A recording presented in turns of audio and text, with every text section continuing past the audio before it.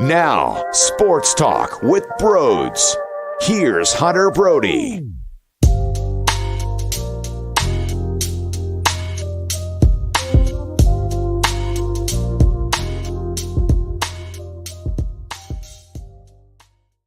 I'll be honest, I did not see that coming. That felt like a loss from the previous Philly seasons that we constantly bring up that this squad is no longer, right? I mean, you should have taken at least 3 once you won those first 2. But I have to look at what just went down in Fenway Park to describe why I'm not going to go off of a cliff here with the Philly season just because of this disappointment. The Yankees are one of the best teams in all of baseball right now. They played a 4-game series against their biggest rival, the Red Sox. They won 6-5 and 12-5 in the first 2 games. You would expect at that point for them to snatch their soul. Instead, the Red Sox won the final 2 games to split the series, and it happens. Really, I'm just using that to describe and show you that this does go down, and the best teams, when we're talking about the Yankees and some other firepower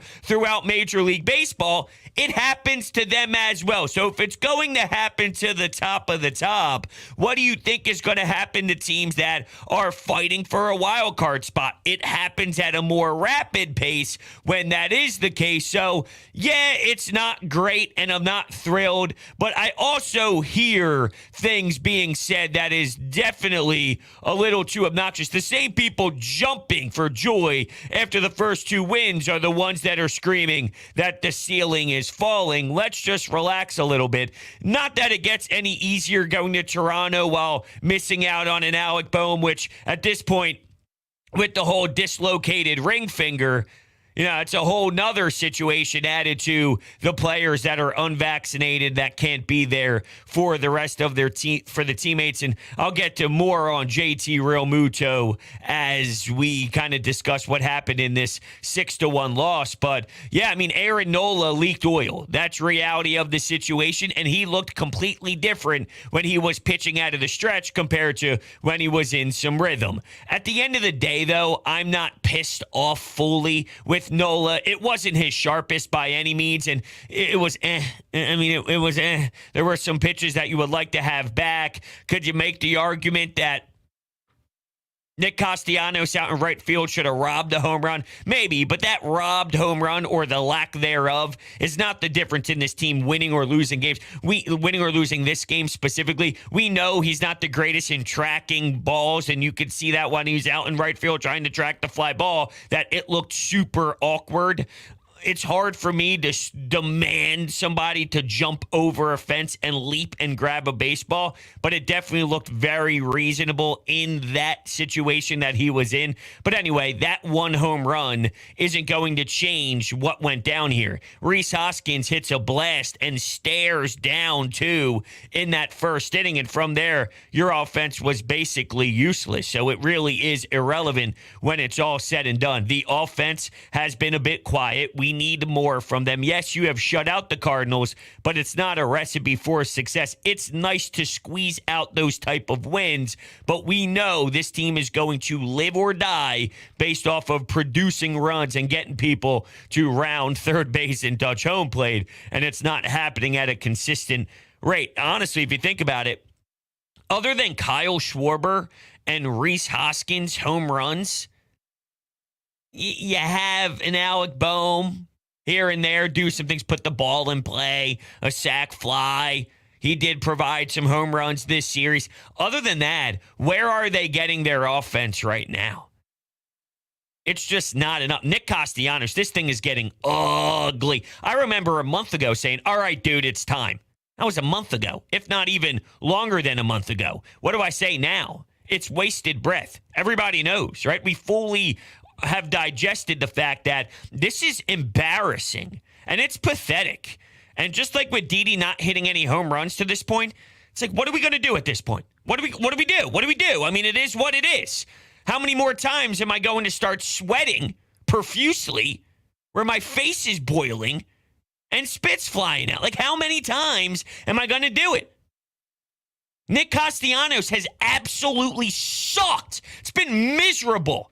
And it's been long enough now where, yo, dude, get your head out of your ass. Honestly. At what point? August? Halfway through August? Think about if this goes into August. August.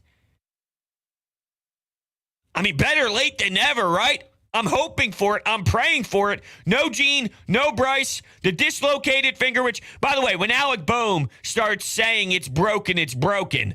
It's a little too early to make a call, even though he's saying that. We saw how bad it looked, but your instant reaction as a player when you see someone's finger, your own finger like that, is worst case scenario. Your adrenaline's kicking, your body's overtaking and overpowering you. I was cooling the Jets, and I even tweeted it out that let's hope that it's a little bit better than what Alec Bohm's reaction is, because when your shock in your body takes over, that's all she wrote.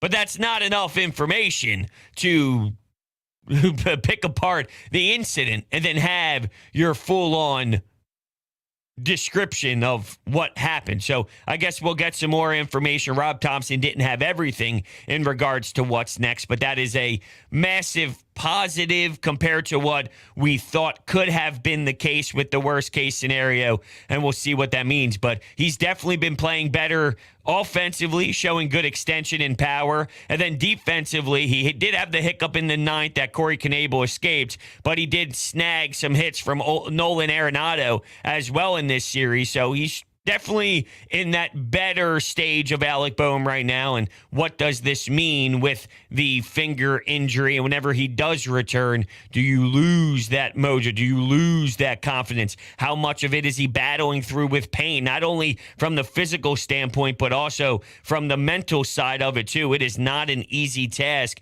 when you know that you have that problem where, your finger is not right. Michaelis, good day at the office. Corey Dickerson, I always appreciate Corey Dickerson. I like his left-handed bat. I even remember when the Phillies elected to move on into another direction at the time. It's like there is something in Corey Dickerson that helps out a ball club, and I do like his game. And, you saw him kind of make some plays out there. Going back to Aaron Nola, though, I don't know how much of it was people being on base, how much of it was him and JT Realmuto, how much of it was the heat in general. It was a very hot day, although I just touched on Michaelis, and there is success going on at a higher clip with the Cardinals tonight, so there was no excuse for what was happening with them during the heat. I'm just trying to wonder what happened. We've seen him hit a stopping point and somewhat hit a pothole throughout a 9-inning game before. That seemed to happen here. There was a broken bat, though, that occurred, and that definitely stings when things go right. Sometimes things just go right, and you saw that happen to the Cardinals throughout the inning. It is what it is. I mean, I expect Aaron Nola to bounce back.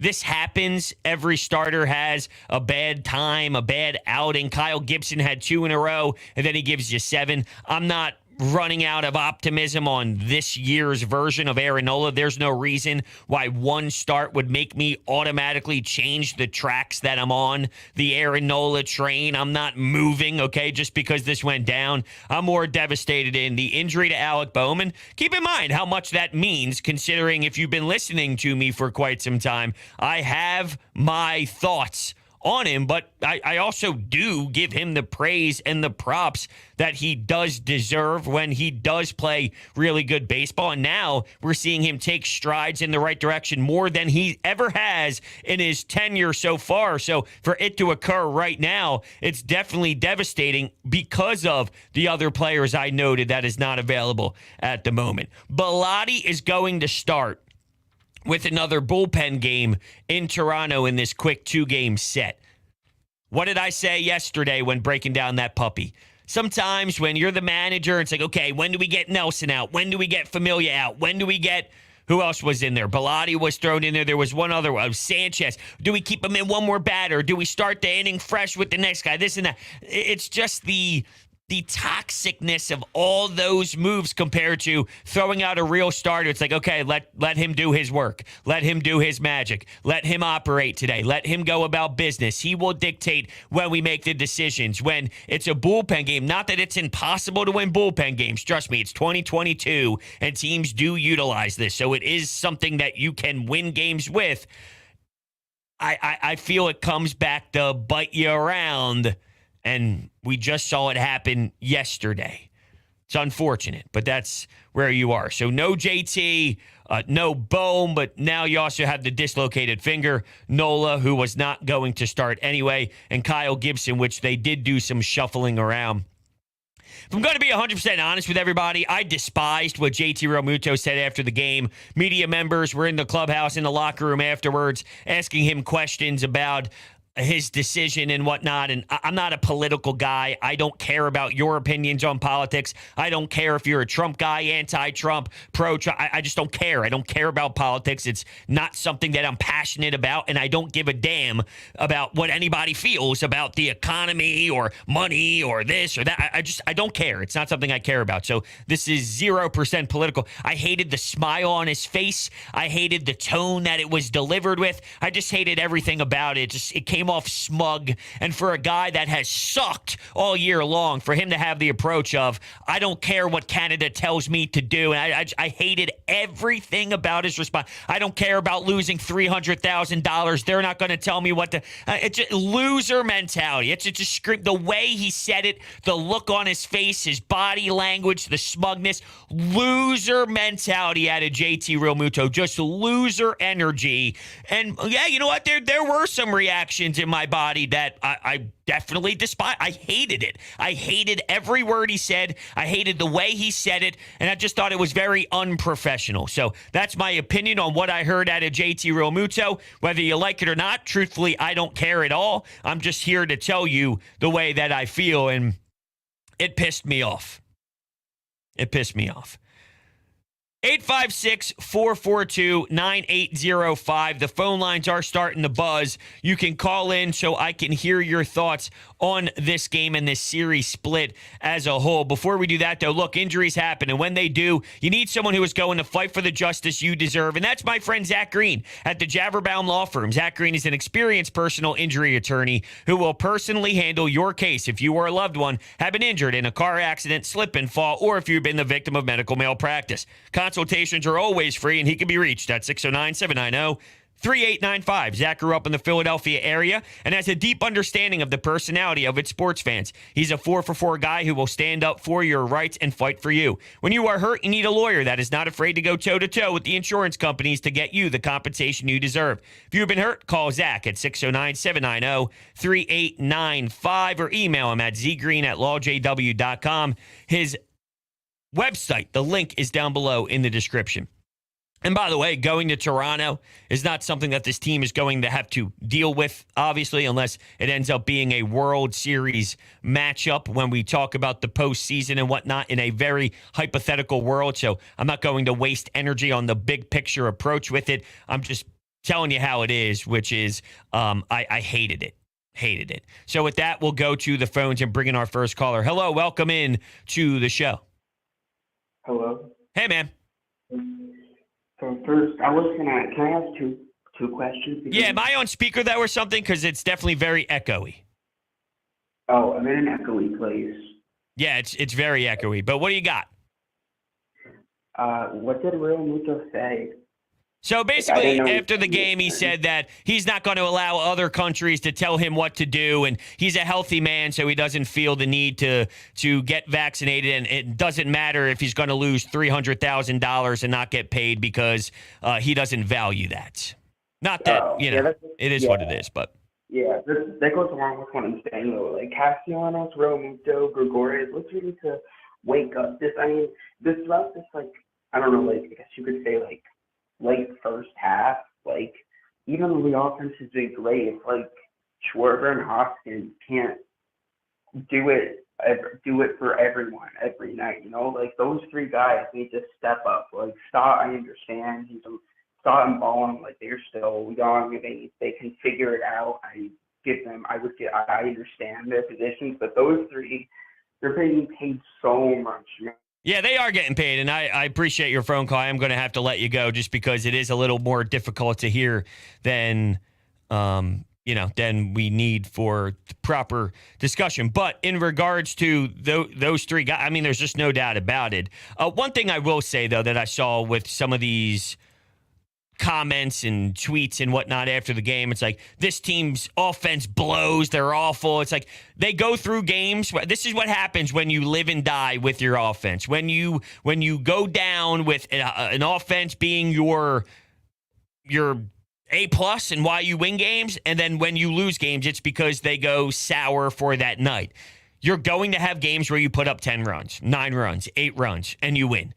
That will come with a downfall some night. So just because we're looking at 4 games and we're saying, oh, yeah, in their last 4, in their last 5, in their last 6, or whatever it is, I'm just saying, throughout any sort of stretch, you go, they're only scoring X amount of runs, and you look at it negatively, that's going to occur. And then there's going to be a bounce back when there will be more runs involved. They say, yeah, in the last 7 games, look how many runs they're scoring. And you're saying it in a positive light. That's just the natural flow of being a team that is built the way that they are currently built. It doesn't mean all of a sudden that they can't do anything or they're absolutely awful in that department and they're putrid. There's reasons to have some concerns with Bryce out, with Gene out. But to be fair, now they've done it through a couple guys. They've done it through Reese. They've done it through Kyle Schwarber. They've done it through Alec Bohm, whether it's single RBIs or what he did this series in St. Louis. So you can make the argument that maybe there's fear in how sustainable it is, but they have had a few game stretches where it has been good and not just a 2-0 shutout or a 1-0 shutout in this series. It happens is what I'm trying to tell you. It goes down this way where you're going to be disappointed in 7 games. And there's going to be 7 games where the offense is locked and loaded and you're loving every single moment of it. Doesn't mean they're incapable of doing it. And I stand by that even with some of the injuries they have today. And maybe the point is Schwarber and the way that he's able to hit the long ball, or it's Reese, and they're doing it. And it would be nicer to not have to rely on them so JT or Castellanos figures it out. It will be nice. We'll see how it shapes up, though. Just remember, roller coaster rides. Roller coaster rides. Let's hear from Nolan in Hilltown, PA. How you doing, Nolan? I'm doing okay, bros. How are you doing? I'm doing all right. Just wanted to say, disappointing end of the series, to say the least, for the Phillies. I know, obviously, you wanted them to finish 3 or 4 and win the series, but Nola, he wasn't sharp just from the get-go. I mean, he wasn't sharp. I mean, Nola has been pretty much up and down consistently. I know his last few starts have been pretty sharp, but this just wasn't. It just wasn't one of his flawless nights. And the offense outside of that Reese home run, they just did not pick him up once again. This just shows that when Nola takes the mound, they just can't get him run support, and I have no idea why that's the case. Yeah, I mean, you're not wrong, and appreciate it, Nolan. He also didn't do well enough to keep this. In the beginning, it was fine, but then when he hit that spot, he hit that spot. It's a mixture of both. He did not get the run support, and the offense is my biggest storyline today, outside of the injuries, of course, and going to Toronto and not having some players. When you just break down this game, that's where I'm at more so than anything else. But I also am going to note that it would be different if Aaron Nola pitched to Gem and it was he allowed 2 runs and he lost 2-1. Or he pitched to Gem and he only allowed 3. I mean, I do think that he struggled enough to also look at it for more than just he didn't get the run support. He didn't get the run support, but it's not as if he pitched an awesome day and it was a 2-1 loss. And it's like, wow, he didn't get the run support. There's another side to it as well. We'll take our final call. Hello, thanks for calling into the show. How are you? Hello. Hello. Hey. Hi. I just wanted to say, first of all, bros, congratulations on a wedding week. And, thank you. And all of that. Thank you very much. And, yeah, no problem. My name is Jason. I've been a long-time listener and love your show. Love Thanks, your podcast. Jason. Yeah, anytime. I just wanted to ask you, so the fact that JT, Kyle Gibson, and Aaron Nola, and even Alec Bohm aren't going to be in Canada, how do you think that will impact the team? Well, and thank you so much. I think that's an interesting question. I will say Nola's not going because he pitched today. Bohm has the injury, so it is what it is. Can they survive without JT Realmuto for a couple days? Absolutely. Absolutely. Gibson, they did have to reshuffle, so now you're going with bullpen, and would that be different without having to reshuffle and all that? That's definitely something to factor in, but I don't know. I don't know. I don't know the future. I think there's still enough to win this game. If it comes down to it, Nola wasn't going anyway. So do you believe, I guess is the way I'll lay this out as we end the show, are we going to walk out of Toronto with 2 losses and say, you know why they lost? JT wasn't there. Especially with how harsh we've been on him for him sucking this season. I find that very hard to believe. So I'm not going to go into the series knowing that we have not been satisfied with his performance more times than not. And then if they are to fail, claim that they're failing because he's not there. The Kyle Gibson reshuffling of the starting rotation. See, I need context, unfortunately, to fully answer that question, because if you're starting a game with Bellotti, it doesn't make me feel great. But Eflin and Ranger Suarez, there's other injuries, which is also factoring into why we're even in this predicament with the bullpen to begin with, having to start this game. So there's a lot where it's more than just one thing. You really got to dive deep through it all to get to the end point, I guess. I don't believe this will be the reason why they lose or win the series or split the series, unless Garrett Stubbs is hitting walk-off bombs and hitting walk-off homers. Then it's a totally different story. But with that, I want to thank you guys enough for hanging out with me today. If you are new to the channel, hit that subscribe button, hit that thumbs up button as well. If you're looking to buy tickets, SeatGeek promo code BROADS for $20 off all new users. And then lastly, Broads Media on social media platforms. Hit the follow button there. Thank you guys all so much for hanging out with me. I'll catch you guys on the next one.